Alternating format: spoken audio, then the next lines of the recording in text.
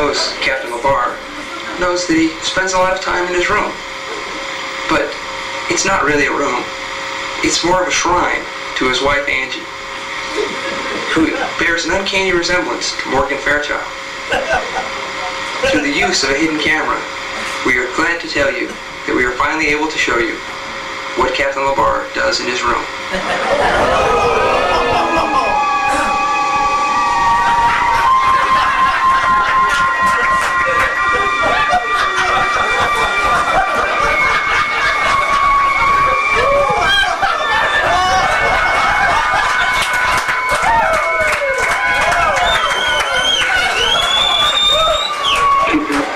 As the war began winding down, General Rohatch asked Lieutenant Colonel Takafi to come to Ankara to confer on strategy. Because of his proven driving ability, Lieutenant Sabry was selected from all the officers on the site to drive Lieutenant Colonel Takafi to Ankara. As General Rohatch's true intention became known to the squadron, the orderly room troops began to worry that Lieutenant Sabry wouldn't be coming back from Ankara either. As you'll be able to tell from this next clip, they were surprised to see him when he did come back. Oh no.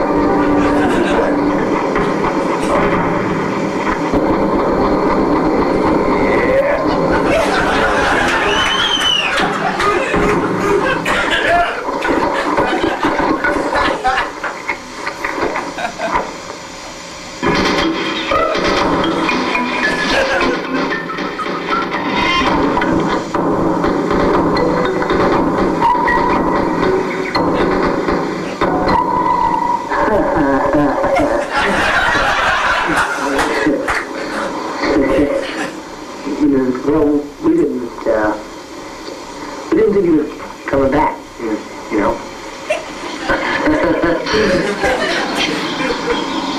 Thanks for the loan of the book, sir. I enjoyed it.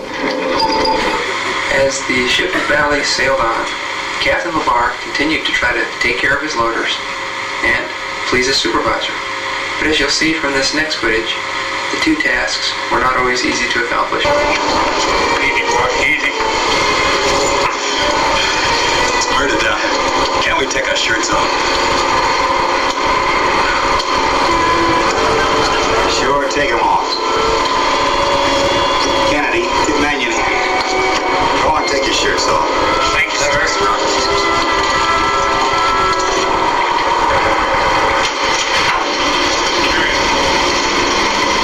Where are your shirts?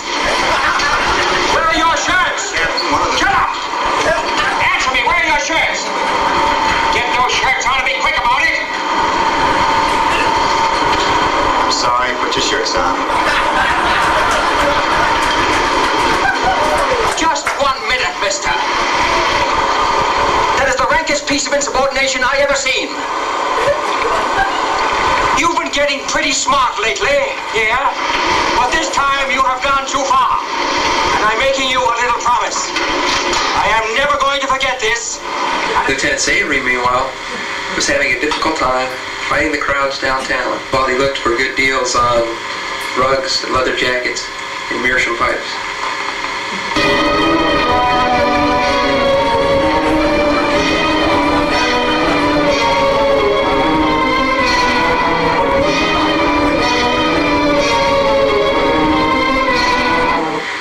A lot of people don't realize what a difficult additional duty Captain LeBar had in running the BX, but I certainly do.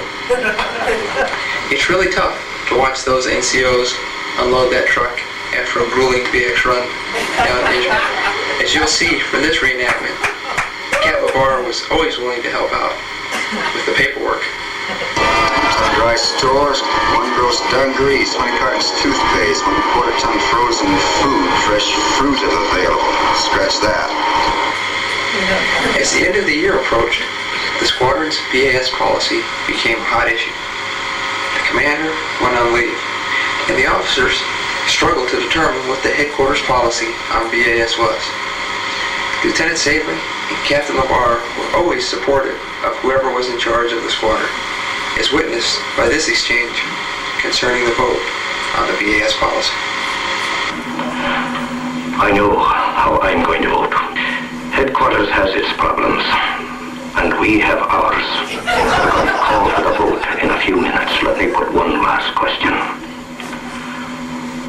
Suppose you vote with me. That means 2 votes to 1. What do you think the captain will do?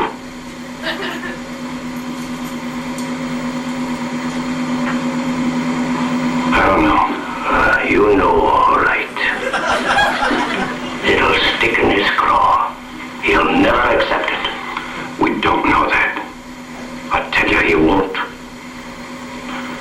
That's the time we move against him. Talking about mutiny. Aye. Are you ready for the vote?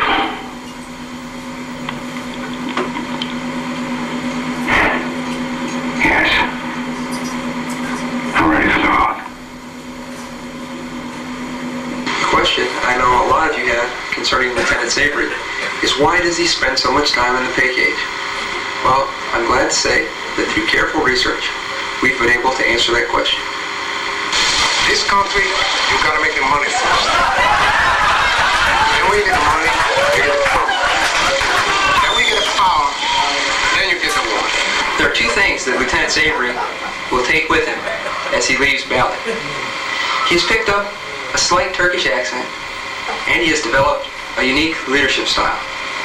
The Turkish accent comes from all the time he spent eating dinner downtown and playing basketball and soccer with the TAF officers. As far as his leadership style goes, you can't work for 3 commanders in 1 year and not pick up a few pointers on giving clear direction in motivational counseling sessions. Watch as Lieutenant Savory tries to motivate Sergeant Powell. Do not make me do something that I would not do unless someone made me do it because they didn't do something someone told them. Well, the G-men have only one big challenge left before they leave Turkey, and that's the Zuma ride to Istanbul.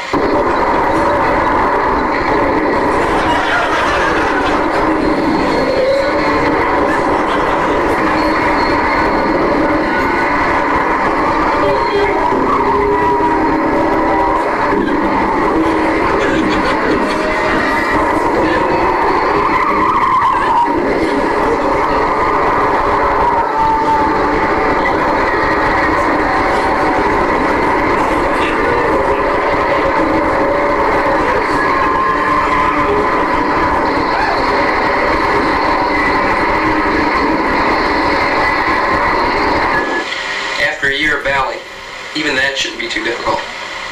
From all of us here at the Bar Division and in the squadron, best of luck in your new assignments.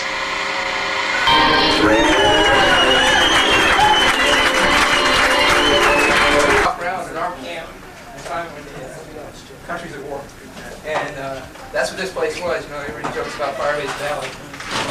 If this was 100 years ago, I'd be presenting you with a sword as you move on, but we have a little more modern indicators of the way we do business today. And when a great athlete leaves, he retires his jersey. When a soldier leaves, he retires web gear. And so I broke into your rooms, I'm sorry to say, and these have been personalized with your name tags. And Sergeant Gaffney says you can keep them. We work with DLL and Supply.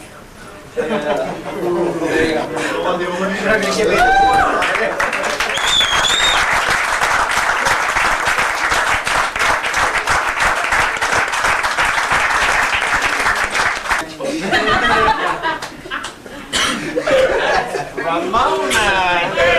With me, Ramon, and Mike living together, because no one seems to understand how we live together and work together, get along every day. But if you live with him and you work with him, you'll get to know Ramon as a better person. You know, a lot of people look at Ramon and a couple other people negatively, but you gotta get to know the person. You know Who the hell are you? Swear to God. Let me calm down. You've done a terrific job for us up there. Ramon's covered just about every program we got. Weight management, meal card, ration card, you name it. Ramon's the man, and we're going to miss him dearly up there. Sergeant Watson has some pretty big shoes to fill here. Hope he'll wear socks. But I want to thank you, Ramon, for a job well done, and wish you the best of luck. Thanks.